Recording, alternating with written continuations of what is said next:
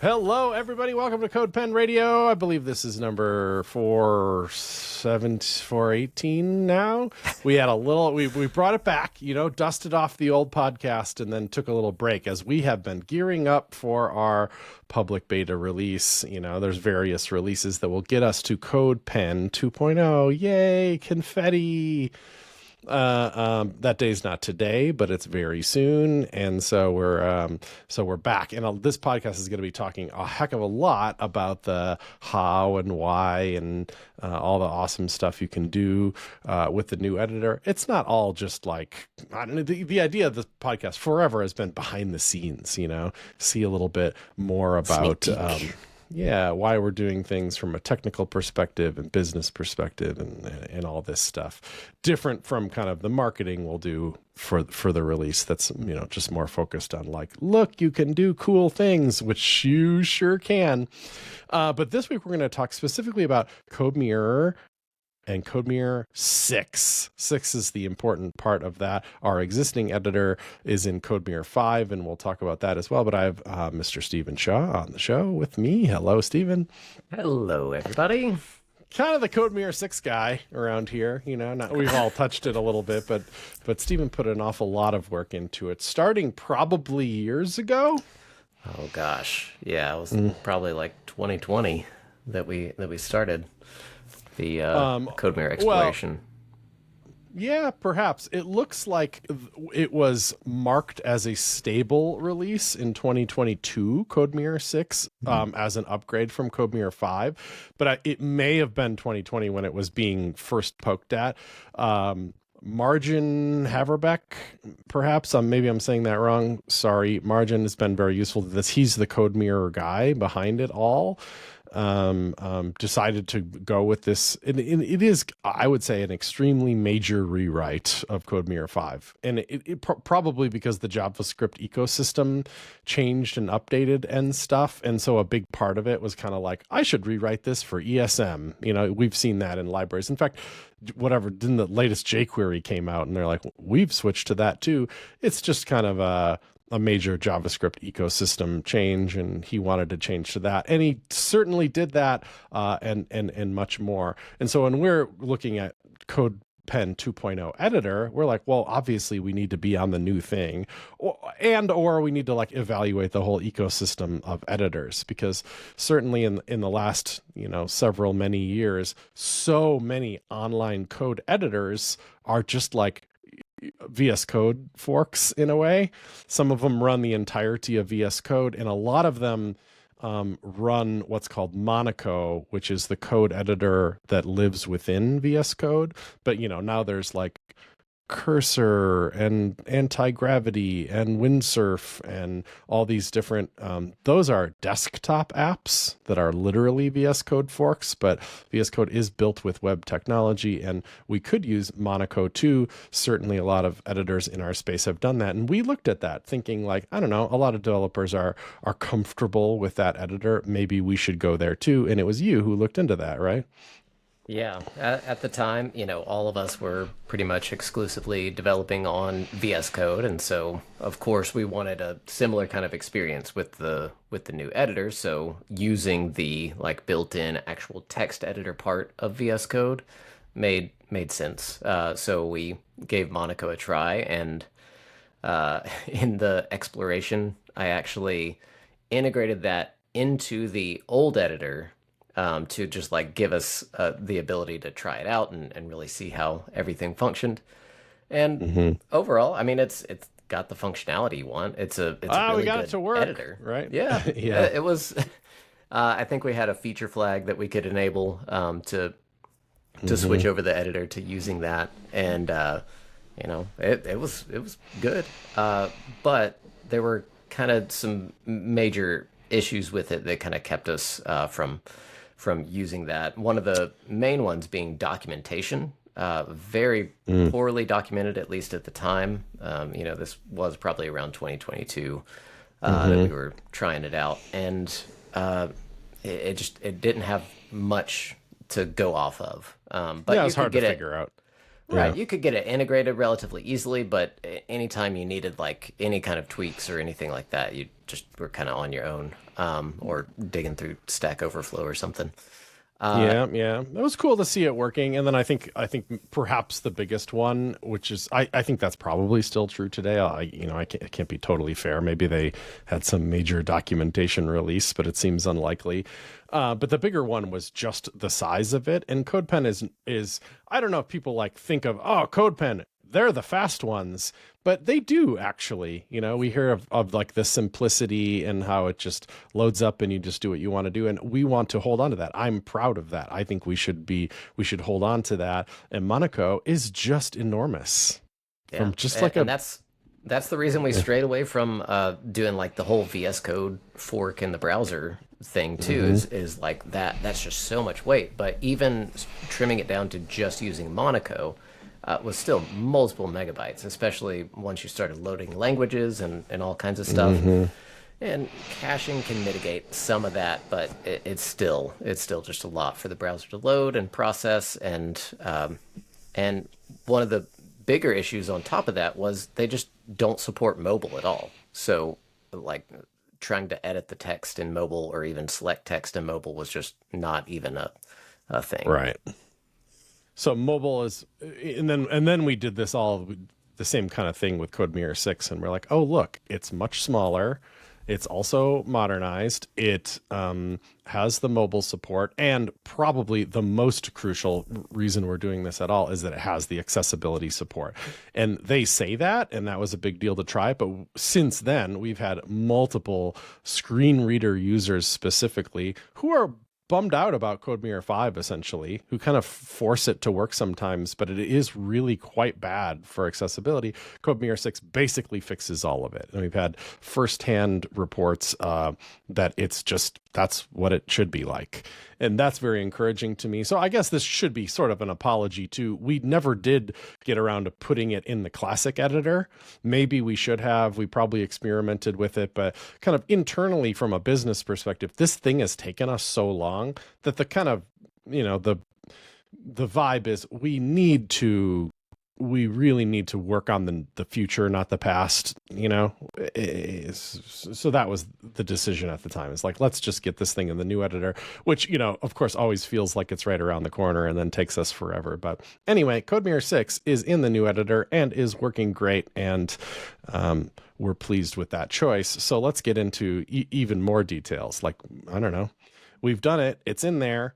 I even remember we made a repo that I don't even know if it's public. Maybe it even is, but I think it is actually, because we would send it to Margin to be like, hey, like we need this, and this in order for this to be viable for CodeMirror, or for CodePen. Not that that's his problem really, but at least it's like clear documentation of the needs. And a lot of it was like languages, even as simple as like, oh, hey, we support like Pug or whatever, can that work? Or Nunjucks, or all these languages. We can't just like have white text in the area. We need some kind of support for these things. So that was in there. Like, let's instantiate CodeMirror 6 editors with all the like stuff we need, like changing indentation levels and all this. Right. So we made that, and we ended up checking them all off the list. Yeah. Right. CodeMirror 6 was a completely different beast than CodeMirror 5. So we had to figure out kind of everything from scratch, just anything from the tab indentation to line numbers to undo and redo history and find and replace. Like, all of that is a completely different setup. So we kind of built out this repo. I found it, our CodeMirror 6 needs repo. Yeah. Where we could kind of use the existing editor settings that we had and pass them to CodeMirror to activate different things and try them out and see how that works. But fundamentally, yeah, that's the deal. Yeah, tell me about the fundamentals here, because it is wildly different, right? When you instantiate CodeMirror 6, in 5 it used to just be like, oh, here's a text area. I don't know, call like to CodeMirror on it or something, and it would just like fancify it up, and away you go. And that's just absolutely not how this works. It's just super different.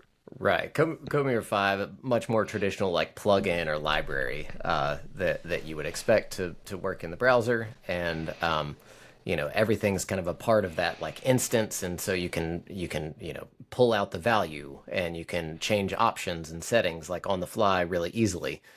Whereas CodeMirror 6 is a lot more imperative or like immutable. Like you can't, you have to like execute actions to like change the state, and then the state is a completely new state each time an action happens. So it's just a very different mental model.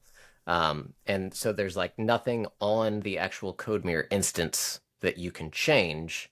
Like even getting the value out and all that can be a task, but it has what is it, facets, and those are like ways to store information on the state, like variables, but there can be multiple facets of like the same name, and like the way that it computes which one wins is a whole thing. There's state fields that are kind of like more dynamic facets, and then basically everything about the editor is an extension. So like the very core libraries of CodeMirror, it's got like the view, the state, and then a set of commands that like manipulate the state. And if you want just even like basic keyboard shortcuts, like that's an extension. If you want undo and redo history, like that's an extension. Find and replace, like languages, all of these things are extensions that have to be loaded in, and even loading them in dynamically is a bit of a chore.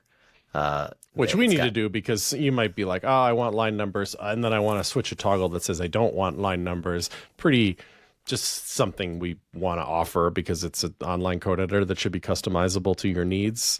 That's like a whole thing, right? You have to make sure the state's all maintained and reload a set of extensions that don't include the line numbers one.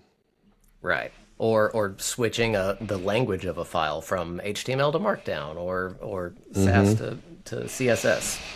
So like all of those things are relatively complicated until you get more familiar with like how CodeMirror works. And so I set up a whole system of extensions that basically allows us to dynamically enable those kinds of things. And it's a lot of architecture to just get some of the basics that you would expect from a editor. But it does make it super flexible, and that this is part of why the file size of CodeMirror 6 overall is able to be lower, because you can more dynamically pick and choose what you want, and even load things conditionally to help keep things down, especially like language packs and all that kind of stuff.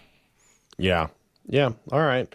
So we did it. It was a super steep learning curve, but we have it in there now, and it's got the accessibility. It's got the small file size, and the whole thing is, in the end, is kind of like a yay.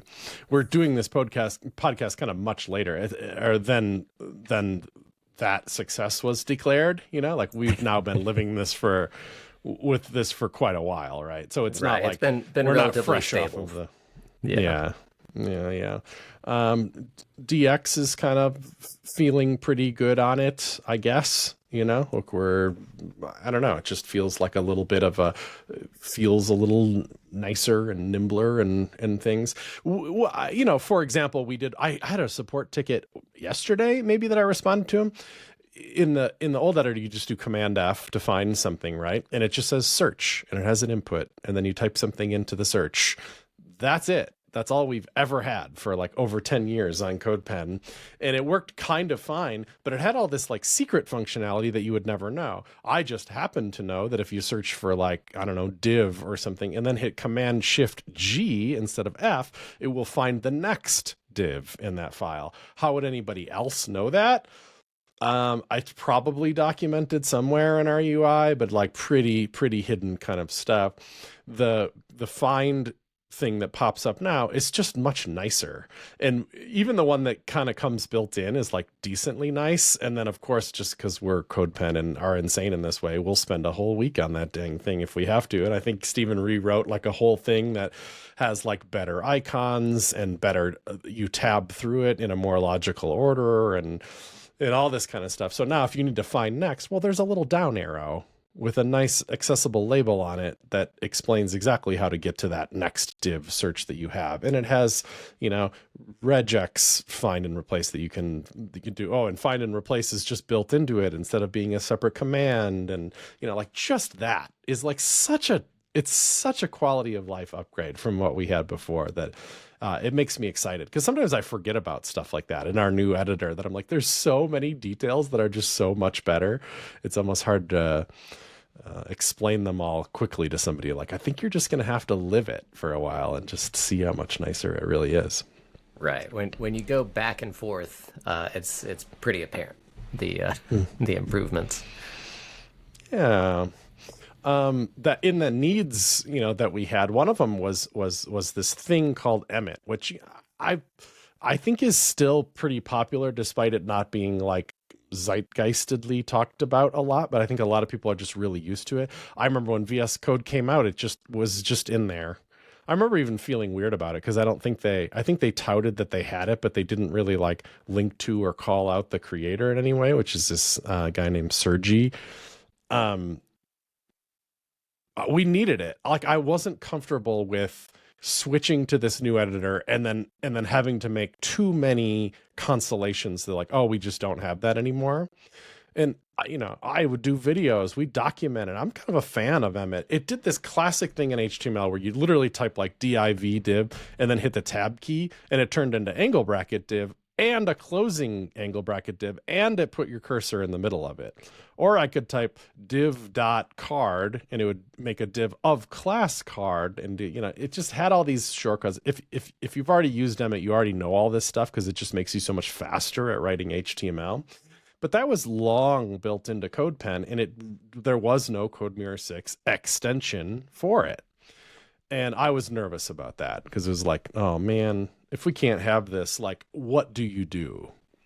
Do you have to go back to Monaco? Do you just say, I don't know, CodeMirror 6 isn't ready for us yet. It doesn't have these core things. But fortunately, Sergi's a pretty responsive guy, and we got to kind of employ him, not full time. I think I at least tried to throw him some money to get it working, and he did, which is really lovely. And he made it even better. I think it has like a preview of what you're about to do. So here's a cool thing in HTML you can do is go like li, like a list item, times 10 or something. And ours will show a little preview of all 10 of those things to kind of remind you that you're doing the right thing, because you can do pretty advanced completions in HTML, and now it shows them. So he did a good job with that. And it was like a wipe your brow few moment that Emmet continues to work, and actually work a little better in CodeMirror 6. Challenges. We are in React too, which I think, we're in like a Next.js environment in the new editor, and more so. I don't know how cool Next.js is with not ESM. I'm not sure if we can rock some require statements in a file. I don't even know if we ever do that. So in a way, CodeMirror 6 was also kind of like, it just jives with modern JavaScript. We like kind of have to do this for that reason alone. But Next.js had some other challenges as well. And for some reason, and by some miracle, CodeMirror 6 supports this web component concept of the shadow DOM, and like in web components generally, like a custom element. So our integration of CodeMirror 6 is actually like a custom element. I forget what we call it, but it's probably just like CodeMirror -element or something, or who knows what we call it. I don't even remember. CodeMirror-editor or whatever, since it has to be dashed. Right. Something like that. But it had it kind of had to do with styling, didn't it? Like we needed to kind of encapsulate the styles. Right. So CodeMirror theming is a kind of unique beast. It's not CSS, like you have to write the themes in JavaScript with a specific syntax, and then they can like stack on top of each other. But CodeMirror actually like creates its own class names and everything to apply to the thing. So when you're inspecting the DOM, it looks wild. Like it's not even just like mangled characters or anything like that. Like it's, special glyphs and stuff that that he's using for these themes. That's right. It's like weird Unicode characters and stuff, probably just to make it like right. tiny bit more efficient, and to make it more specific, so it doesn't conflict with anything, and that's fine. But the main issue was it applies those themes in just like a style tag in the header, and Next.js really doesn't like anything that messes with the head of the document, and there were just times where Next would either complain about it or like it would completely just not even work. Like manipulating the head, the styles would just be gone or they just wouldn't work at all. And it took us a while to kind of figure out what was going on, and then figure out that, we can actually use web components in the shadow DOM to have CodeMirror inject those styles into the shadow DOM so that they're not. Yeah, then React doesn't even care. It doesn't even know about it. Right. Next.js. It was just like, I don't know, it's a shadow DOM. We don't even do that. Just do whatever you want. And it totally solved the problem, right? Like that is kind of a nice way to go for us. Right, and it keeps everything nice and isolated. In theory, that helps with performance a little bit because the styles aren't global to the page. They're really isolated into that shadow DOM, and I think we got a few extra benefits off of it, but the main thing was just kind of encapsulating everything. So it's this one little component. Yeah, pretty good. I know I don't know, it's happened twice in the last few weeks. There'll be some, because we're in this private beta phase now, and users will be like, anything that's like priority number one around here is if an actual user has some issue with the new editor, we got to look into it immediately. And there's been a couple of CodeMirror things that came up. I think in both cases they were like minor regressions in CodeMirror itself, which is kind of like, oh no, And so there's CodeMirror.net, which is like, it's better documentation than Monaco. It's like the whole reason the page exists is basically documentation for the project. But there's also like kind of old school forums, which is, charming in a way. But there's also this like I think it's try.codemirror.net or something that is just this little kind of REPL basic thing that's just kind of like, then you can it's like a little tiny CodePen just for CodeMirror kind of, that clearly is nice to have, because then if you have a bug in CodeMirror, you can reproduce it in there and post it to the forums and then be like, look, here's a 100% proof that something is wrong. And it's not because of Next.js, it's not because of React, it's not because of our setup, it's not because of something dumb we're doing. It's like, it's in your thing. So anyway, we've done that a couple of times, and it's like absolutely the golden ticket for getting help from the CodeMirror community and Margin himself, of just being like, in both cases, he's like, oh, look, regression, here you go. Here's a fix. He's been very fast to respond the past few times that we've needed anything, and it's usually just a couple line change that he'll push out and tag a new version, and then we can pull it in, and everything's fine. Yeah, pretty good. You know how I can always tell it's CodeMirror 6 is because we kept the horizontal line through for wherever line your cursor is on, which is just, we didn't do that in CodeMirror 5, but it's so ubiquitous. Like every editor has it on by default, and I'm like, all right, we're gonna do this too. So it's relatively chill. It kind of depends on what theme you're on, but I'm sure we integrated it in some smart way. But every time I see the horizontal line, I'm like, yep, that's the new one. Like active line highlight. Yeah. Yeah, that's a nice. Pretty good. Is there anything else you can think of that like will feel different to people? It's hard to say. The themes are a little bit different. We matched up ones where we could, but you'll probably notice some slightly different styles in those ways. Well, that's right. Yeah, if you had one that we didn't have, we like mapped you to one that is as close as we could find to it. for the most part, the most popular ones are there. And then CodePen's, Claire, who used to work here now at GitHub, made themes that are very CodePen-y, that are the defaults, high contrast dark and high contrast light. Those are both in there. And there's a lot more than there used to be. So if you are like upset, 10 10 new ones. I think so. They're pretty good, and we have a lot of control over them. So if you see anything weird with a theme, that's pretty easy fix for us. And then what's our weirdest one? The synth wave. Yeah, dude, that one is popping off. So I would highly recommend that. It has like this deep purple and pink thing going on, and a lot of glowing. Like the keywords, instead of just being a color, like have text shadow behind them and stuff. And then, of course, crucially, at the bottom of each editor is this 3D, like 80s Tron looking, pattern in the back that goes out. It was just kind of for us to prove like, hey, we got a lot of control over this, even with the weird theming, even with the shadow DOM and everything. So anyway, I'd get synthwave going ASAP, I definitely recommend. They're also, we split, this will be new to the editor too, that just occurs to me, is that we have like light mode and dark mode proper in the editor instead of it. We used to have this was weird because we're just weird people apparently. We'd have it, if you picked a light theme, like a light syntax highlighting theme, then we're like, oh, you probably want the rest of the site light too. Like we tied it to your theme choice for some reason, which I don't think I've ever seen that anywhere else in the world, but that was just our weird choice at the time. Now they are very split up. Your syntax highlighting theme is totally independent. That's just what shows in the editor, and that's it. And then we have site themes too, light and dark, and those are independently controlled. So if you, for some reason, and this has come up, wanted, dark theme on the outside, light theme on the inside, go for it. We got it. Can totally do that.